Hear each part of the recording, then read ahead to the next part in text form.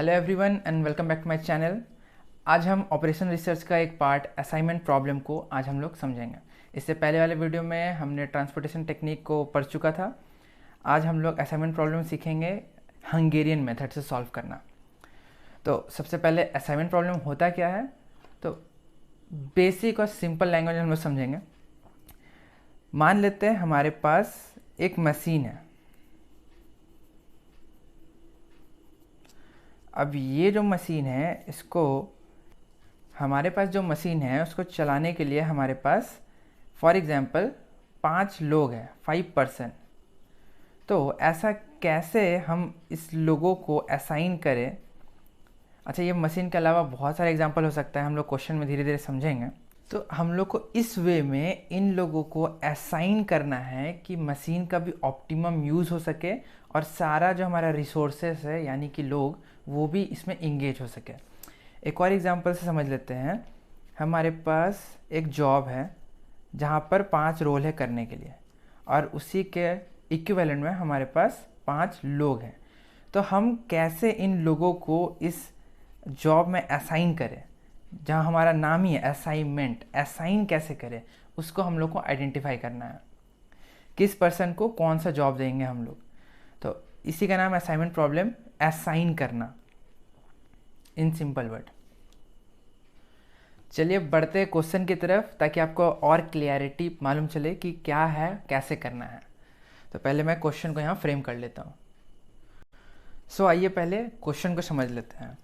Question कह रहा है a department has 5 employees with 5 jobs. यहाँ पे ये जो है इसे हम लोग कहते हैं मैट्रिक्स, जहाँ पर क्वेश्चन लिखा है 5 एम्प्लॉयज़, जो कि यहाँ मेंशन है 1 2 3 4 5 and 5 job to be performed, जिनको ये 5 जॉब परफॉर्म करना है, ABCDE। और ये जो अंदर दिया हुआ है the time in hours each man will take for each job is given in the matrix, इसे हम लोग कहते हैं मैट्रिक्स। और यहाँ जो ये 10 5 13 15 16 लिखा हुआ है, ये है टाइम।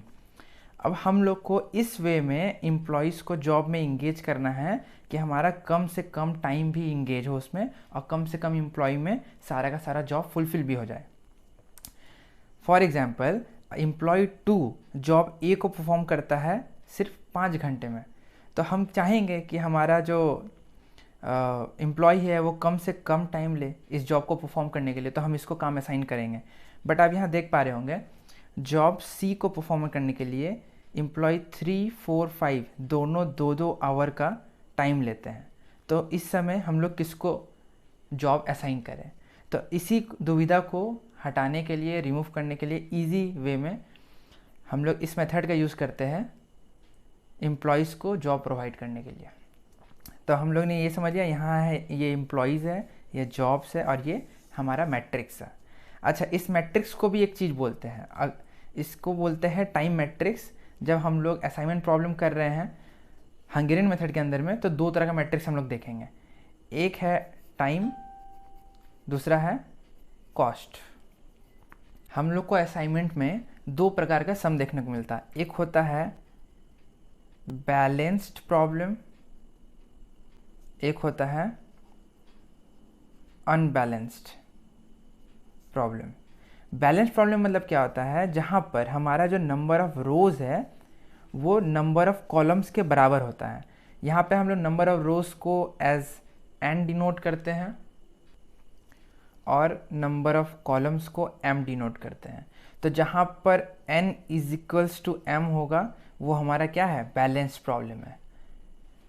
और जहाँ पर हमारा n is not equals to m होगा वो हमारा अनबैलेंस्ड प्रॉब्लम कहलाएगा। तो उस केस में हम लोग को पहले अनबैलेंस्ड को बैलेंस में कन्वर्ट करना होता है। खैर, ये क्वेश्चन हमारा बैलेंस्ड प्रॉब्लम है, तो इसे हम लोग को कन्वर्ट नहीं करना पड़ेगा। तो आइए जानते हैं स्टेप बाय स्टेप, और प्रोसेस भी सीखेंगे कि कैसे इसको सॉल्व करते हैं। तो सबसे पहला जो प्रोसेस है, स्टेप है, यहाँ स्टेप भी मैं लिखता हूँ ताकि आप लोग को याद रहे कि कितना स्टेप हो सकता है। स्टेप 1, इसको हम लोग बोलते हैं रो ऑपरेशन। इस सम को मिनिमाइजेशन प्रॉब्लम भी बोलते हैं। क्यों बोलते हैं ऐसा, ये आज का वीडियो और एक और वीडियो जब हम लोग मैक्सिमाइजेशन प्रॉब्लम सॉल्व करेंगे तब आप लोग को इसके ऊपर क्लियरिटी आ जाएगा। तो पहले अब मैं बार बार ये स्ट्रक्चर बनाने नहीं जाऊंगा, आप लोग समझ जाना कि ऊपर एम्प्लॉय है, साइड में जॉब्स है, मैं सिर्फ मैट्रिक्स को लेकर के आगे फॉर्मुलेशन करने वाला हूँ।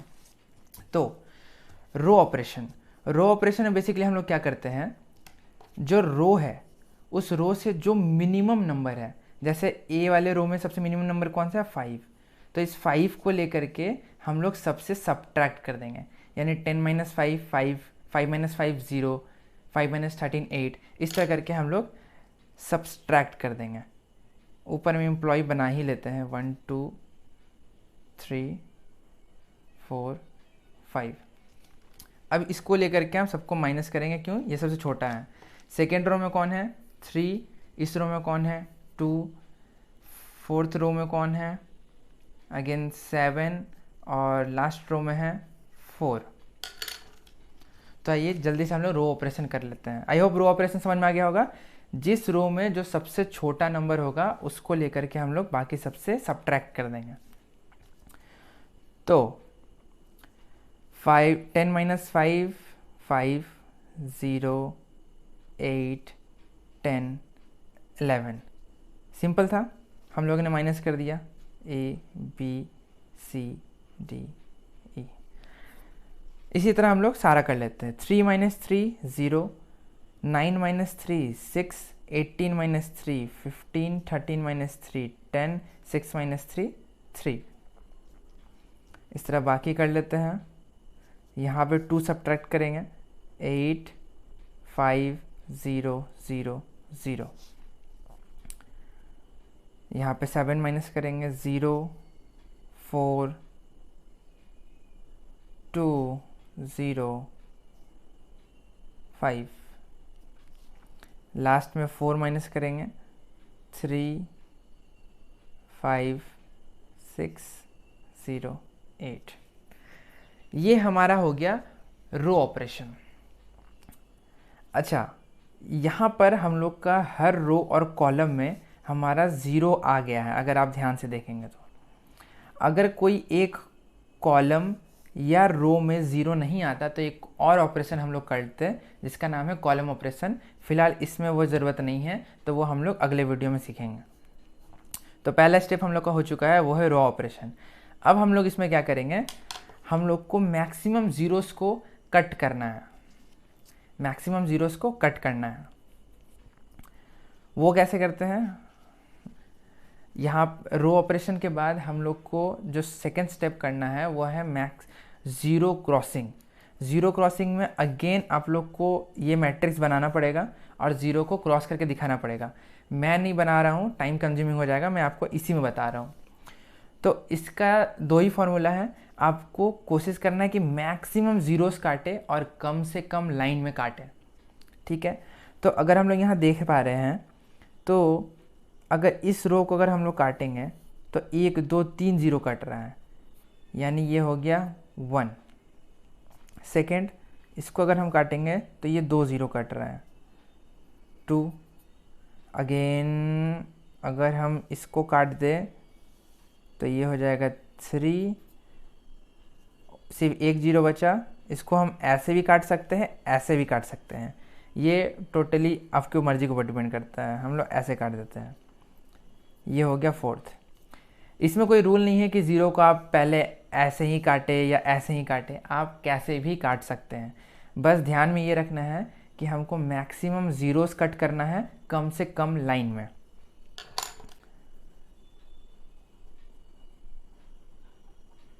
मैक्सिमम ज़ीरो कट करना है मिनिमम लाइंस में। आई होप अब ये याद रहेगा, मैक्सिमम ज़ीरोस कट करना है मिनिमम लाइंस में। तो अभी जैसे हम लोग यहाँ देख पा रहे हैं, हमारा जो रो है वो 5 है और कॉलम है वो भी 5 है, लेकिन जो हमारा ज़ीरो क्रॉसिंग हुआ वो 1 2 3 4 हुआ।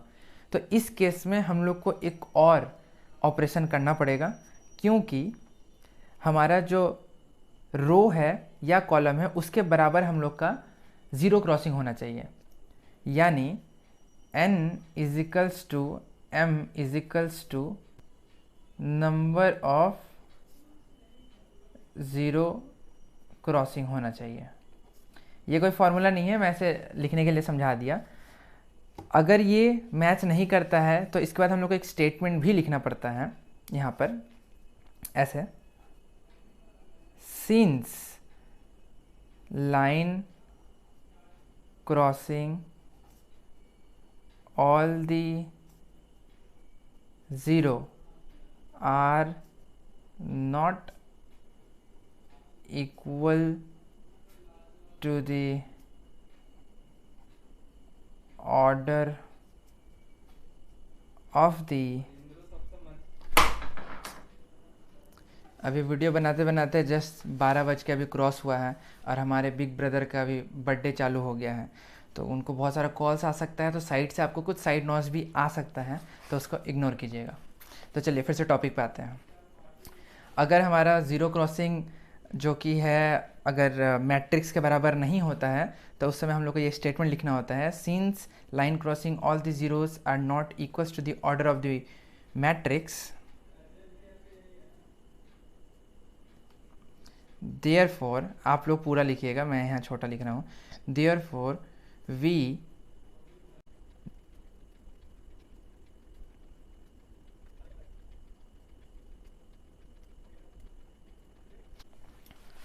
therefore we deduct the least uncrossed element from every uncrossed element and add to the intersect element और junction point या element, आप इसको कुछ भी बोल लीजिए। अब यहाँ मैंने लिखा क्या वो एक्सप्लेन कर देता हूँ।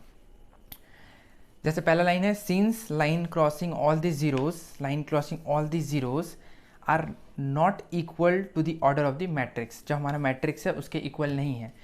इस केस में हमें क्या करना पड़ता है, therefore we detect the least uncrossed element, यानी जो ये जो हमारा ये बचा हुआ है ये सब जो है हमारा क्रॉस्ड एलिमेंट नहीं है, इसी को बोला गया है अनक्रॉस्ड एलिमेंट।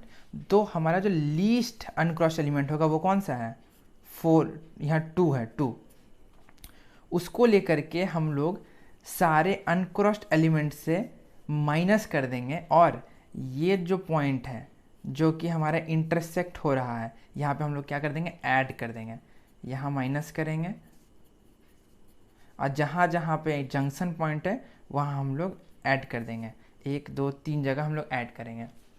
अब ये समझ में आया होगा, जब हमारा ज़ीरो क्रॉसिंग इक्वल नहीं हो पाता है हमारा मैट्रिक्स से, उस समय हम लोग लीस्ट एलिमेंट को खोजते हैं जो कि अनक्रॉस्ड है, फिर उनको हम लोग जितने भी अनक्रॉस्ड एलिमेंट है उससे माइनस करते हैं और जहाँ पर इंटरसेक्टिंग पॉइंट है यानी जहाँ लाइन क्रॉस कर रहा है वहाँ ऐड करते हैं। तो इससे हम लोग क्या कहेंगे, इस प्रोसेस को हम लोग कहेंगे improved matrix. 1 2 3 4 A B C D E। तो अब आइए इसको भी कर देते हैं। अच्छा, ये तो क्रॉस्ड एलिमेंट है तो इसे हम लोग क्या करेंगे, तो इसे हम लोग एज इट इज़ रहने देंगे, 5 0 8 0 3। एक गलती हो गया, यहाँ पर ऐड करना था तो ये इसमें 2 ऐड कर देंगे तो कितना हो जाएगा, 10। अब ये गलती हुआ और मैंने इसमें पकड़ लिया, तो अब आप लोग को भी याद रहेगा कि कहाँ पे ऐड करना है। सेकेंड 0 6, यहाँ पर ये इंटरसेक्टिंग पॉइंट है तो अगेन हम लोग ऐड कर देंगे, 5 + 2 7, 4 4 ही रहेगा, अगेन 5। फिर यहाँ पे हम लोग माइनस करेंगे, 6 यहाँ माइनस करेंगे, 13 ये एज इट इज़ रहेगा, ये 0 हो जाएगा, ये 4 हो जाएगा, यहाँ सेम सेम ये ऐड हो जाएगा, सेम सेम, यहाँ पे 9 1 ये सेम रहेगा, ये कम हो जाएगा और ये 6 हो जाएगा। तो अब ये हमारा इम्प्रूव मैट्रिक्स आ चुका है। अगर आप ध्यान से समझेंगे, हम लोग जब जब मैट्रिक्स चेंज कर रहे हैं तो ये इम्प्रूव मैट्रिक्स ही हो रहा है। लेकिन जब हम लोग, हर मैट्रिक्स का अलग अलग नाम होता है, इसको हम लोग इम्प्रूव मैट्रिक्स कहते हैं। अब दोबारा से हम लोग को क्या करना होगा, ज़ीरो क्रॉसिंग। तो ज़ीरो क्रॉसिंग के लिए अगेन आपको ये मैट्रिक्स कॉपी करना होगा और फिर एग्ज़ाम में भी आप पेंसिल का यूज़ कीजिएगा और पेंसिल से ज़ीरो क्रॉसिंग कीजिएगा। अब सबसे हाईएस्ट जीरो हम लोग कहाँ पे कर पा रहे हैं, अगर इसको हम काटे ऐसे तो 1 2 3, और कहीं पे 3 ज़ीरो काट पा रहे हैं हम एक साथ, नहीं काट पा रहे हैं। तो हम इसको काटेंगे, ये हो गया 1, उसके बाद 2 ज़ीरो 2, उसके बाद 3 4 5, क्योंकि ऐसे भी काट सकते थे या ऐसे भी काट सकते थे तो कोई फ़र्क नहीं पड़ता है। 3 4 5। तो आपने देखा कि ज़ीरो क्रॉसिंग हम कैसे भी कर सकते हैं। अब क्या करना है हम लोग को, ज़ीरो सिलेक्शन। अगेन इस मैट्रिक को दोबारा से कॉपी करना है और फिर उसमें हम लोग क्या करेंगे, ज़ीरो सिलेक्शन, कि हम लोग किस पर्सन को कौन सा जॉब असाइन कर रहे हैं। तो अब इसमें बहुत ध्यान रखना है, इस बात का ध्यान रखना है, मान लीजिए अगर हम इस पर्सन एम्प्लॉई 3 को अगर हम सी जॉब दे रहे हैं तो हम इसको ये जॉब नहीं दे सकते हैं, ये पूरा रो कट जाता है। इसको मैं थोड़ा मिटा देता हूँ ताकि और अच्छे से समझ में आए।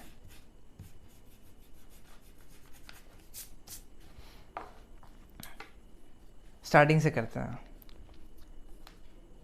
जॉब ए में हम किनको जॉब दे सकते हैं, सिर्फ इनको दे सकते हैं। क्यों? क्योंकि इन्हीं का ज़ीरो है और यही हमारा सबसे कम आवर लेने वाले हैं।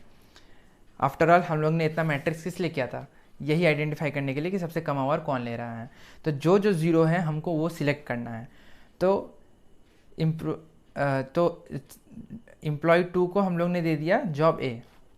अब अगर हम सेकेंड रो में देखते हैं तो हमारे पास एक ही जीरो है, तो हम लोग को जो फर्स्ट एम्प्लॉय है उसको हम लोग को कौन सा जॉब देना पड़ेगा, जॉब बी। अगर सी में हम लोग देखते हैं तो हमारे पास 2 जीरो है। तो अब इसमें कैसे सिलेक्शन करें, अगर इसको सिलेक्शन करते हैं तो ये नहीं होगा, लेकिन इस रो में हमारे पास सिर्फ यही सिलेक्शन करने को है। यानी अगर हम 5th एम्प्लॉय को जॉब सी ना दे तो उसको और कोई जॉब नहीं मिल सकता है। तो हम लोग क्या करेंगे, ये जॉब इसको असाइन कर देंगे। उसी के साथ डी में हमारे पास 3 ऑप्शन है, हम लोग कौन सा जॉब देंगे, हम लोग पर्सन 3 को जॉब नंबर डी देंगे। ऐसा क्यों, ये क्यों नहीं देंगे, अगर ये देंगे तो 4th को कोई जॉब नहीं मिल पाएगा। और लास्ट जो जीरो हमारे पास बचा वो हम इनको दे देंगे। आई होप ये क्लियर हुआ होगा। अगर हम ये जॉब दे दिए होते 4th को तो क्या होता है, ये पूरा कट गया, ये पूरा कट गया। इसीलिए ज़ीरो सिलेक्शन के टाइम पे हम लोग को बहुत सोच समझ के अच्छे से करना होता है। अब लास्ट में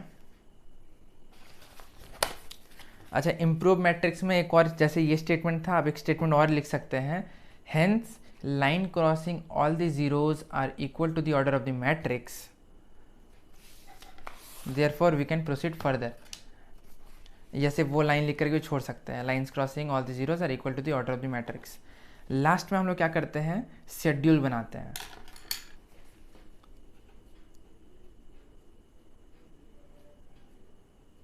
ऑप्टिमम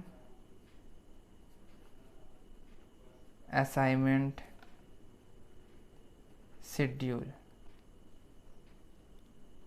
स्पेलिंग मिस्टेक हो तो आप लोग इग्नोर कीजिएगा। यहाँ पे क्या हमारे पास जॉब था, कितने, ABCDE, और हमारे पास क्या था, गिवन एम्प्लॉय, और हमें निकालना क्या था, कम से कम टाइम इन आवर्स। अब देखते हैं हमारा ऑप्टिमम शेड्यूल क्या बनता है। जॉब ए को हमने कौन सा, जॉब ए में हमने किस एम्प्लॉय का असाइन किया, एम्प्लॉय नंबर 2 को। ये 2 जो है ये कितना टाइम लेता है, तो ये हम लोग जानेंगे क्वेश्चन से। 2 में ये है 5, तो हम यहाँ लिख देंगे 5। उसी तरीके से b को हम लोग कौन सा असाइन किया, 1 को असाइन किया b, यहाँ लिख देंगे 1, यहाँ लिख देंगे 5, 3, 4। अब क्वेश्चन में हम लोग देखेंगे किसका कितना कितना आर्स था, उसको हम लोग लिख देंगे। यहाँ पे है 3, आई होप आपको दिख रहा होगा। उसके बाद यहाँ पर है 2, उसके बाद है यहाँ पे 9 और लास्ट में है 4। अब इसे हम लोग टोटल कर देंगे तो कितना हो जाएगा, 5 3 8 2 10 और ये मिला करके हो जाएगा 23 आवर्स। इस क्वेश्चन में आपको कितना मैट्रिक्स बार बार बनाना पड़ेगा, तो एक बार काउंट कर लेते हैं।